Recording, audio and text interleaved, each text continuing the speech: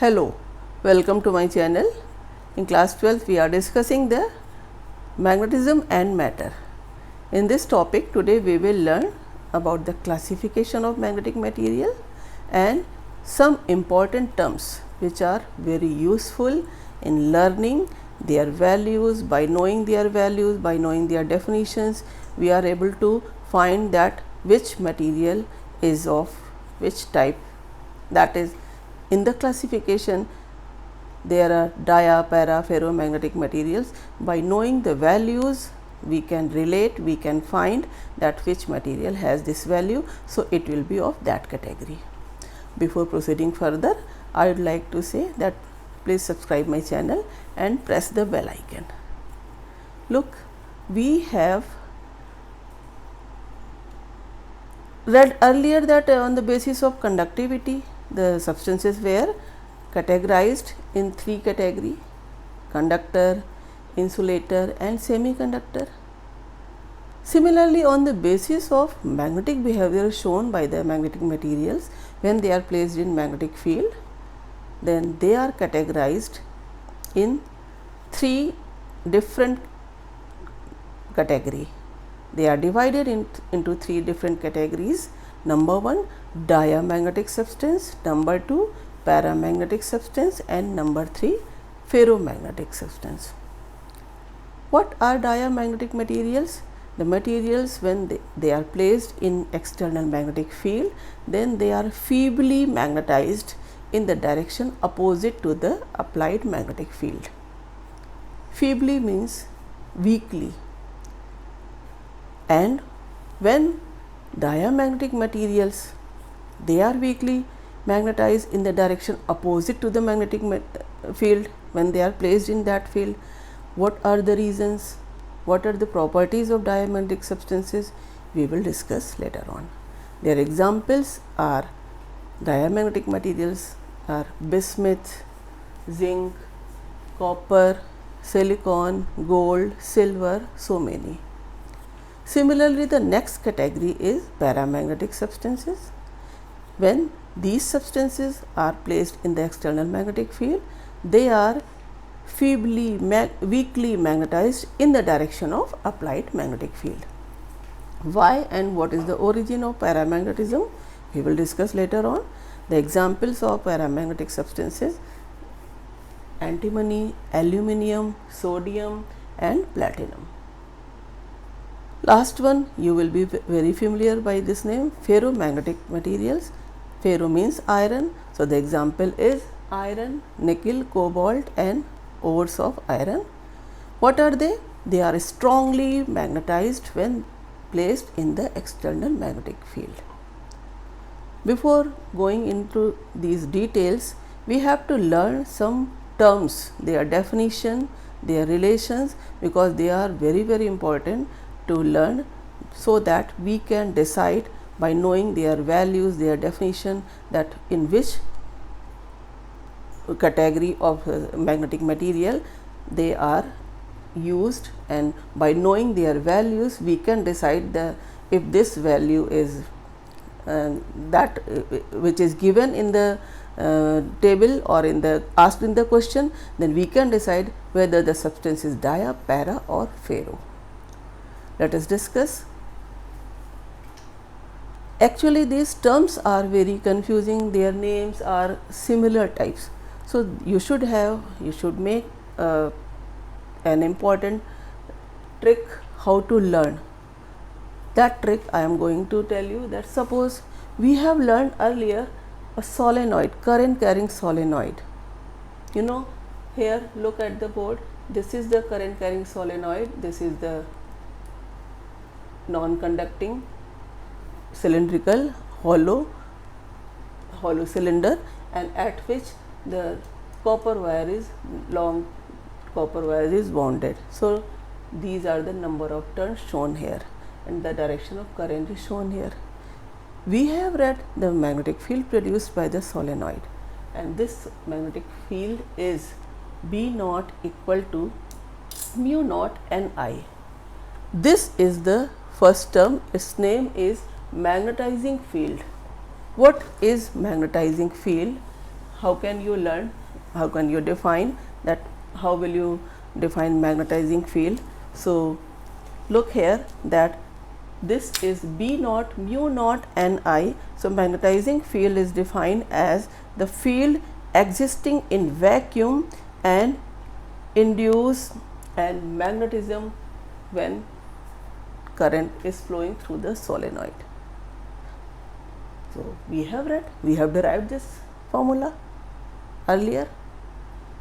Now after magnetizing field, there is another term, this is called magnetic intensity, shown by H, that is H equal to this Ni, the quantity written in bracket. Its name Ni is named as magnetic intensity. Magnetic intensity is defined as the number of ampere turns per unit length of the solenoid. You know, N is number of turns per unit length and I is the current. So number of turns per unit length of a solenoid, and this formula for H is Ni.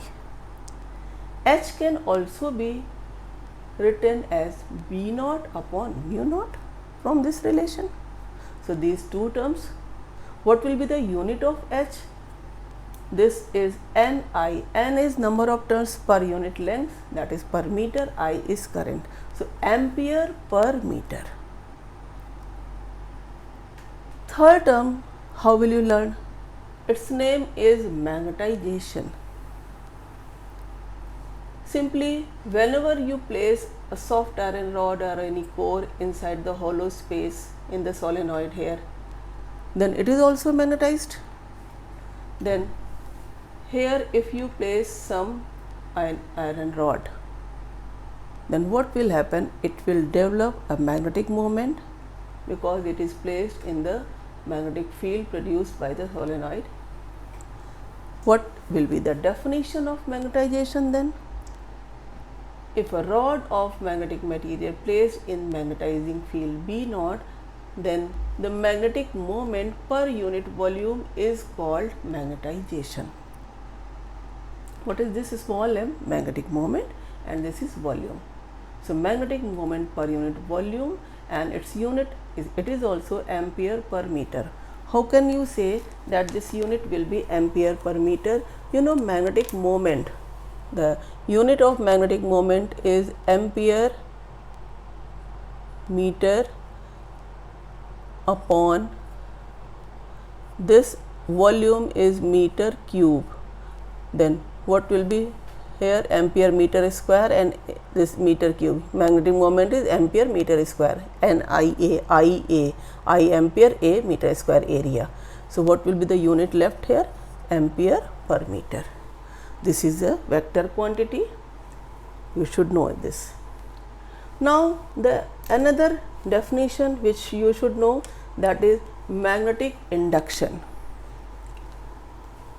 All the names are similar, so you have to learn by taking the example of solenoid. Now what is magnetic induction? What happens whenever a rod is placed in the hollow space inside the solenoid, then its magnetic field is not only B naught, it increases by an amount that is written here, shown by Bm. So the net magnetic field when some magnetic material is placed inside the solenoid, its hollow space, that is magnetic induction. And how can you find its value? You know, B naught is mu naught Ni, Ni is H, you can write mu naught H, and Bm is mu naught M. So by putting these values, we can get B equal to mu naught H plus M. So how will you define what is magnetic induction? Magnetic induction is the total field, sum of, it is the addition of these two fields, B naught and Bm. Then how will you say what is magnetic induction? Total magnetic field inside a magnetic material, and when placed in the solenoid, sum of external magnetizing field and additional magnetic field by introducing some magnetic material in the space. Another term, that is magnetic permeability. As per its name, permeability, that means some permission is word is related here. So what happens whenever the magnetic material is placed in magnetic field? Then this magnetic permeability is the measure of the extent to which a material can be permeated by a magnetic field. How? Look, this magnetic permeability is defined. It measures the extent when the substance is placed in magnetic field, then it is the measure of extent to which a material can be permeated by magnetic field. Its formula is B by H. These B and H you have read earlier, magnetic field, and H, this is magnetic intensity. What is relative permeability? This term is also very important, just to read to find the comparison of so many magnetic materials, their behavior, their relative permeabilities. It is called relative permeability, means their magnetic behavior as compared to air or vacuum. Look here, this is the formula given by mu r. Mu r is mu upon mu naught. This mu naught is permeability of free space. We have learnt earlier, this is 4 pi into 10 to the power minus 7. So this mu naught is permeability of free space, and mu when the substance is present. So this is the relative permeability. It is also written as B upon B naught. What is B? The magnetic field when the magnetic material is present in the magnetic field, and B naught, magnetic field in the air or vacuum. So in this way we can learn relative permeability, its value. Relative permeability, you know, for air or vacuum it is 1, and for iron more than 100, and for different for other materials. What is the relation between magnetic permeability and susceptibility? So before that, what is magnetic susceptibility? This is psi. This symbol is read as psi. Psi m is the ratio of magnetic moment per unit volume or magnetization to the magnetic intensity. That's why you should learn these names. Now what is the definition? How will you learn what is the magnetic susceptibility? This is a measure of ability of a substance to take up magnetization. That is, whenever you place some substance in magnetic field, then how much magnetization it is going to take up. So in this way, by knowing the value of psi m, we are able to decide which type of magnetic material is the of that rod. Is relation between magnetic permeability and susceptibility. How will you? This relation is asked sometimes in the examination, that derive the relation. If you know magnetic permeability, just now we have discussed mu is B by H, and magnetic susceptibility psi m is what? M by H. And how will you relate, since this magnetic induction, which is written as B naught plus Bm or mu naught H plus M, that is, whenever a substance, you take the example of solenoid and a rod placed in it, then what will be the total magnetic field? You begin from here, this relation mu naught H plus M. Then what will you do? As you know B equal to mu H, put the value, then mu naught H plus mu naught M. By taking H common, that is, you divide the whole relation with the H, and you can write this expression becomes mu equal to mu naught 1 plus M upon H. So bring mu naught here on the LHS, the mu upon mu naught equal to 1 plus M upon H, or this mu upon mu naught is relative permeability. So relative permeability is 1 plus psi m. So actually you have to begin from here, and only those two terms, relative permeability and magnetic susceptibility, you have derived this relation what was asked to derive. This is the term, it is given in the NCERT numericals. In one of the numerical, it is asked that what is magnetizing current. You have to find, some values were given. So what is the meaning of magnetizing current? You know, if you have solenoid and some rod is placed inside the hollow space, then its magnetic field is large. Then what is magnetizing current? Look, the additional current that needs to be passed through the solenoid in the absence of the core, which would give a magnetic field value as in the presence of the core. That is, if in the numerical, look, this will be the formula, mu r mu naught I plus Im. We have read mu naught I, mu naught Ni, but here Im is the magnetizing current. That is, if you without core want to produce the same magnetic field when the core was present, then how much current you are going to allow to flow through the solenoid. That is magnetizing current. Now, why we have read these terminologies?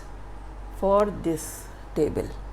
Look, for diamagnetic materials, this magnetic susceptibility is less than 0. What does it mean? Negative. And relative permeability is also very less than 1 in decimals. Paramagnetic substances, the magnetic susceptibility is greater than 0, but it is not very large, and similarly the relative permeability is also greater than 1, but not too large. What about ferromagnetic substances? The magnetic susceptibility is very large and also relative permeability more than 100 or 1000. So in this way, by knowing these values, by these terminologies, this relation, we will be able to find, to categorize that which substance is dia, para or ferro. Sometimes question is asked that for a magnetic material, magnetic susceptibility is negative, name it, diamagnetic. For a magnetic material, the relative permeability is more than 100, name it, ferromagnetic. So in this way, some questions are asked, and it is very important to learn these definitions. In the next video, I will discuss about the dia, para and ferromagnetic materials in detail and their origins. Thank you.